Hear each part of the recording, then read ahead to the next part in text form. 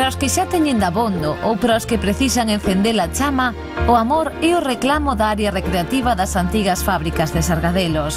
O Paseo dos Namorados localízase nas que foran as dependencias dos traballadores e o almacén do carbón.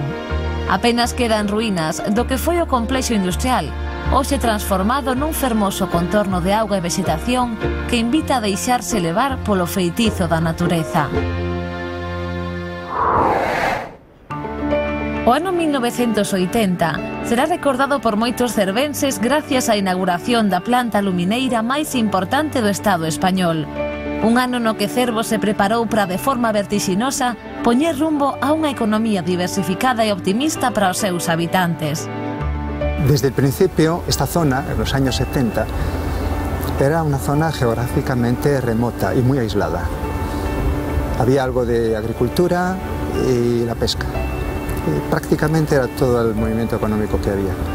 Entonces, una empresa como esta dinamizó la zona de una forma total.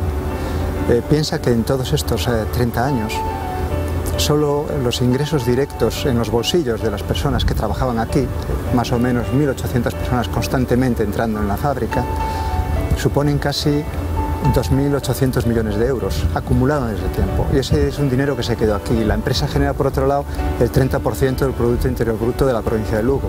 Eso es una cantidad de dinero enorme que ha generado, pero ha creado también servicios y ha creado infraestructura en la zona. Y ha aportado también un cambio cultural muy importante. Entonces, la empresa ha estado constantemente mejorando sus procesos y sus procedimientos, pero a la vez ha estado desarrollando también los procedimientos de seguridad, medio ambiente y salud. Y eso se ha reflejado también en la cultura de la Mariña, porque es difícil separar a los miles de personas que han trabajado aquí de las miles de personas que están trabajando fuera. A instalación da central en Cervo e Xove respondía a unha cuestión estratégica para dinamizar unha zona que dende entón cambiou de forma completa.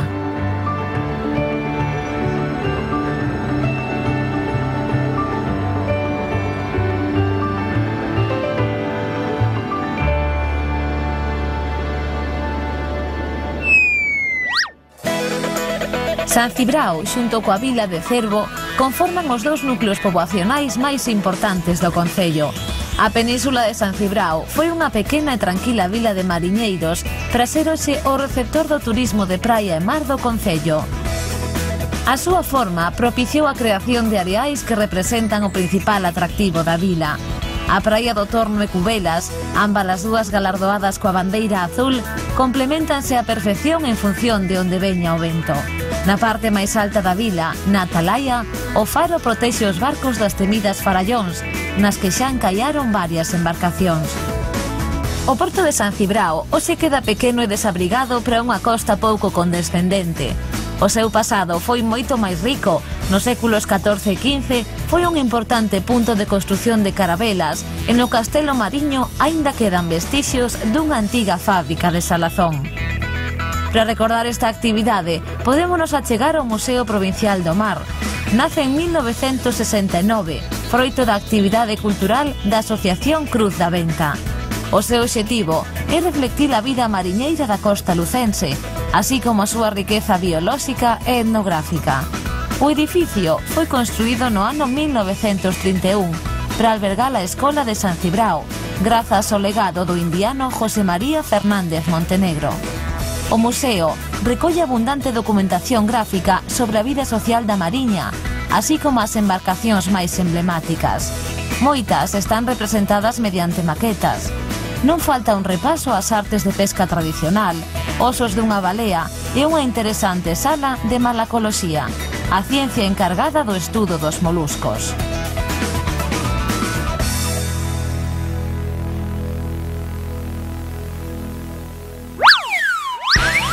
Romarías e festas gastronómicas son prato de bo gusto para visitantes e veciños do concello de Cervo. Agosto é o mes estrela coa Maruxaina, que pasou de ser unha lenda a ser unha realidade cada 7 de agosto. Mentres, para esquivar os malos espíritus, non hai como a queimada popular de Cervo, que se celebra o sábado seguinte ao 16 de agosto. As festas patronais na honra a Virxe do Carme caen o 16 de xullo na vila de San Cibrao. Pola capacidade de atracción turística e pola súa dimensión folclórica, as festas do concello de Cervo son un aspecto turístico máis a ter en conta. A tradición mariñeira de San Cibrao materialízase nunha celebración coa captura cada 7 de agosto da maruxaina, a serea que vive nas farallóns fiando liño. Os pescadores traen á terra para ser xulgada polo xuíz.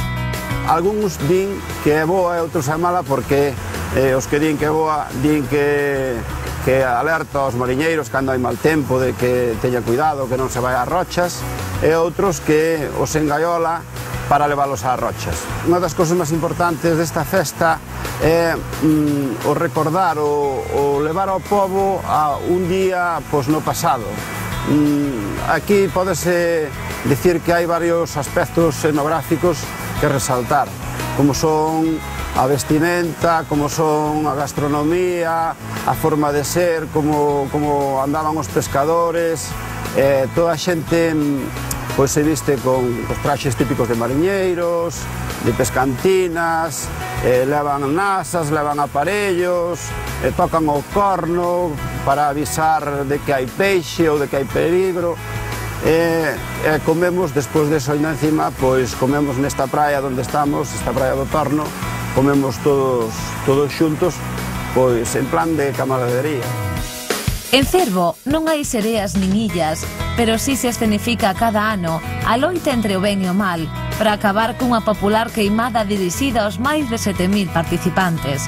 Co tempo de celebrar esta queimada, engadíronse outros reclamos. Dende fai 13 anos esta festa pois fomos tratando de que houbera actividades durante todo o día, non?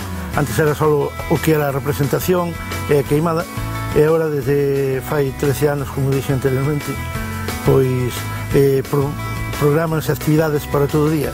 E de feito tratamos de recuperar un mercado que había aquí en Cervo, que, según comentan os nosos antergos, pois era un dos mellores da Mariña, e tratamos de recuperar facendo o mercado tradicional ese día. O resultado é que Cervo é un referente nas múltiples celebracións festivas do mes de agosto.